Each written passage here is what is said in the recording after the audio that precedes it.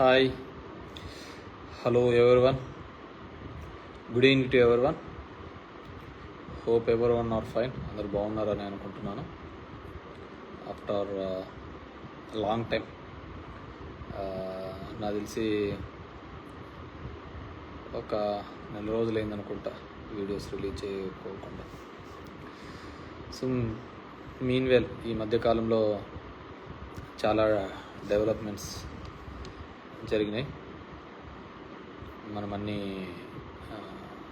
చూస్తున్నాము.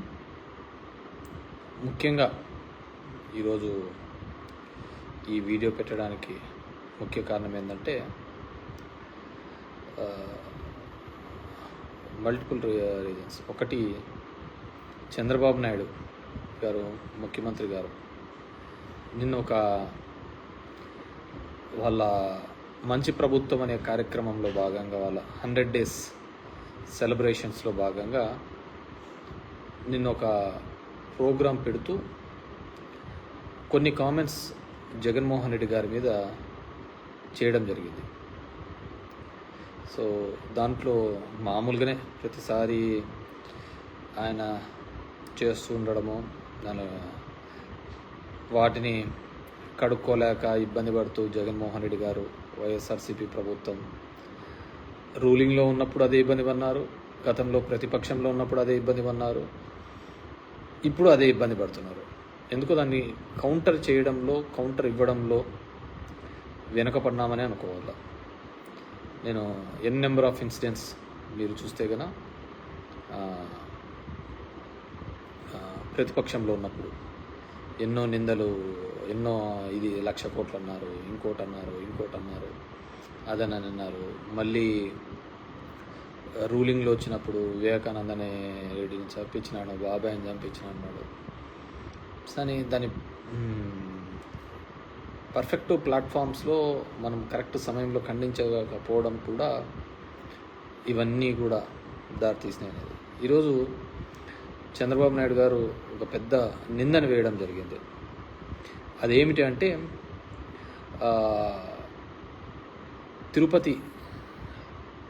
తిరుమల దేవస్థాన పరిధిలో ఉన్న వెంకటేశ్వర స్వామి కలియుగ వైకుంఠం వెంకటేశ్వర స్వామి సన్నిధిలో తయారవుతున్నట్టే ప్రసాదము మాంసపు కొవ్వు ఉత్పత్తుల నుంచి వచ్చిన నూనె ద్వారా దాంట్లో కలుపుతున్నారు అనేది ఆయన మోపిన అభియోగం. చిరస్థాయిగా మోపినారు అనేది ఆయన మోపిన అభియోగం. సో ఇట్స్ వెరీ చాలా డేంజరస్ స్టేట్మెంట్. ఎందుకంటే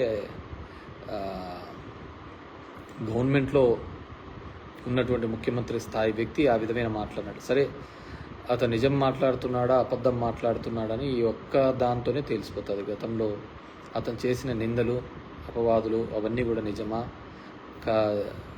అవునా కాదా అనేది ఈ ఒక్క దానిలతో కూడా తేలిపోతుంది. కాబట్టి ఖచ్చితంగా వెంకటేశ్వర స్వామి సన్నిధిలో జరిగిన ఏదైనా ఉంది అనుకుంటే వాటిని ఖచ్చితంగా, ఎందుకంటే దానిలో వైసీపీ గవర్నమెంట్లో టీటీడీ ప్రెసిడెంట్గా ఉన్నటువంటి వైవి సుబ్బారెడ్డి గారు, కరుణాకర్ రెడ్డి గారు ఇద్దరు కూడా చెప్పారు, అసలు ఒక మనిషి జన్మ అయితే ఎవడైనా ఆ విధంగా మాట్లాడతాడా అని కూడా అంత ఘాటుగా కూడా వాళ్ళు స్పందించడం జరిగింది. దమ్ముంటే ప్రూవ్ చేయండి, కోర్టుకు వెళ్దామనే స్థాయిలో కూడా ప్రూవ్ చేయడం జరిగింది. నాకు తెలిసి జగన్మోహన్ రెడ్డి గారు కూడా వాటి గురించి మాట్లాడతారని నేను అనుకుంటున్నాను. మాట్లాడాల, ఎందుకంటే గతంలో మనం గవర్నమెంట్లో ఉండి మనం మాట్లాడకపోవడంతోనే చాలా సమస్యలు కూడా మనం నెత్తికి తీసుకొని వచ్చినాం. ఊర్లో పోయేదంతా కూడా మనం తీసుకొని వచ్చి, ఇప్పుడు గుళ్ళన్నీ కూడా విగ్రహాలు కొట్టేస్తున్నారని మన మీద అపవాదు వేసినారు. కానీ ఎండ్ ఆఫ్ ది డే చూస్తే ఒక చోట టీవీ కెమెరాలలో తెలుగుదేశం వాళ్ళని ఇద్దరిని నందిని తీసుకొని పోయి మార్చి పెట్టేది చూసిన తర్వాత, గమనించిన తర్వాత చూస్తే మళ్ళీ ఎక్కడే కానీ ఆ విగ్రహాలు అవన్నీ దొంగతనాలు అనేది ఎక్కడా జరగలేదు.